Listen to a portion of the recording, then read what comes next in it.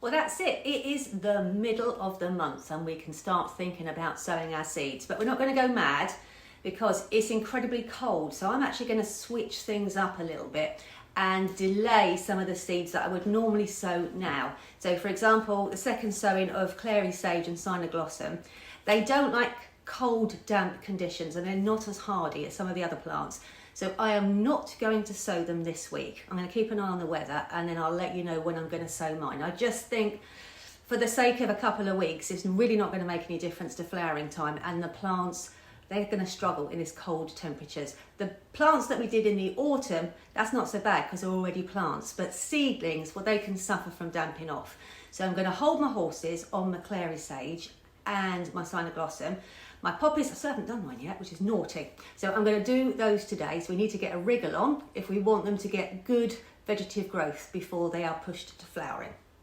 Now the next most important are the snapdragons, because they take absolutely forever to germinate, because they are technically a tender perennial, but they get rust and they don't come back very well the second year. So that's why we always sow fresh. They take ages, so these are a really good one to start. Now I've actually got myself set up in here because it's so cold. I don't fancy standing in the greenhouse. I'm going to do my Ranunculus as well. I'm going to wait for you to all get your lilies and then we can do them together. But I don't fancy standing in a freezing cold. So what I've done is I've just filled up some seed trays and I've brought them up here. I'll just put a little bit of paper on the table and I'll sow my seeds in the warm. Why not? Then I can take my time. So I'm going to be doing my snapdragons because they take ages, like I said. If you want to do some sweet peas, then now's the time to do that, but be careful.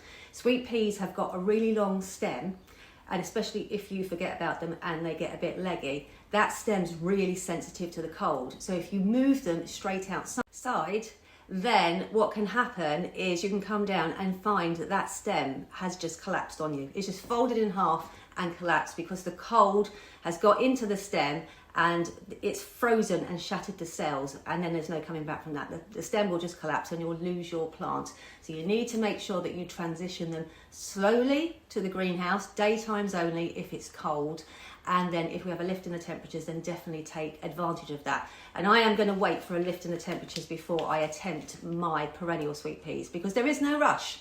They are perennials after all. So I don't want to risk losing my seeds, and I don't want the hassle of having to be so careful with them. So we'll hang on to our perennial sweet peas just for the time being.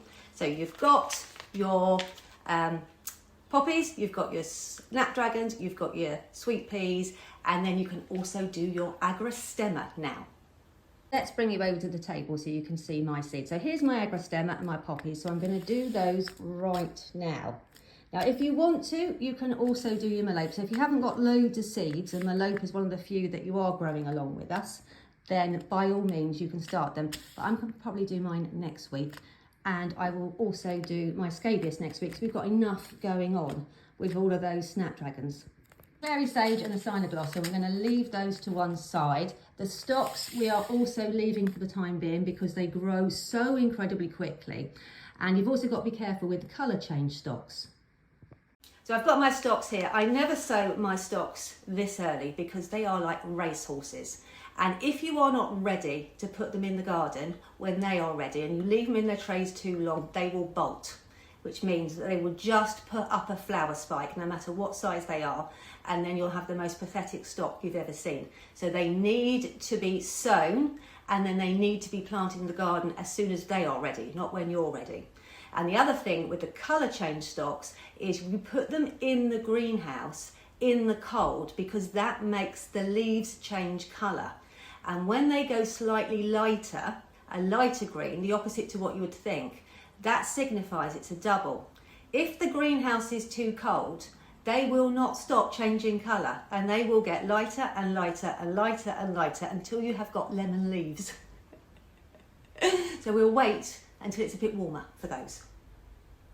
Now there are plenty of other seeds that you can sow now. This part of the grow along is the live grow along. So this is what I'm doing based on the weather and based on what I've already got growing in my greenhouse. Now we have done the autumn jump starter already together. So I know I have got all of those plants that need to go out in the ground, and I want to leave them there until they hit their full potential and enjoy them. I do not want to be looking at them thinking, they're not going to flower in time before I need that space. I'm going to have to rip them out. No, because what will happen is I'll end up with no blooms in September, and that will just be terrible. So I want flowers all the way along the season. It tells you in here when you can start sowing them. Like I said, doesn't mean you have to. For example, I'm going to sow a tomato. Only one, so I only want one to look after, but I want an early tomato. So I'm going to sow only one. So this is just what I'm doing. The handbook tells you what you can do, and it is up to you. Excuse me, I am now in my scruffs because I'm going to have to pop down to the greenhouse. So I'm warm, I'm in my scruffs, and I'm eating a biscuit.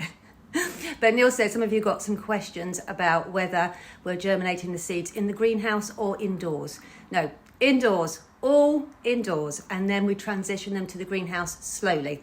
So if it's like freezing at night, we might have to bring them back in at night time just for a few days until they get used to it. But anyway, I'll keep showing you mine. Go, here's mine. So they're on the floor. They've got a lid on them so they don't dry out. But they're near the back door. You don't need to, because we're going to take them out as soon as they germinate, you don't even really need to put them on a windowsill, because as soon as they're up, you've got to move them down to the greenhouse. So I leave mine by the back door so I don't forget about them. Every time I go outside, I see them and I can check them. So you can see I have made a start. I've counted out the ranunculus culms that I would like to sow tomorrow into their bowls, but I'm not going to soak them until the morning. They only take a few hours. So I'll get up in the morning, before I have my cup of tea, I will fill these bowls up with water. The anemones, however, take longer to rehydrate. So I'm going to take the empty bowls and the packets into the house, and then tonight before I go to bed, I will put the anemones in to soak. And then tomorrow about lunchtime, everything should be rehydrated and ready to start at the same time. Your website has now been updated. So Roselillies, well, they're here. And then late winter starting with a list is just here. And then underneath you've got your Anemone, Ranunculus and Butterfly Ranunculus here. And then the greenhouse updates, well, they're just here.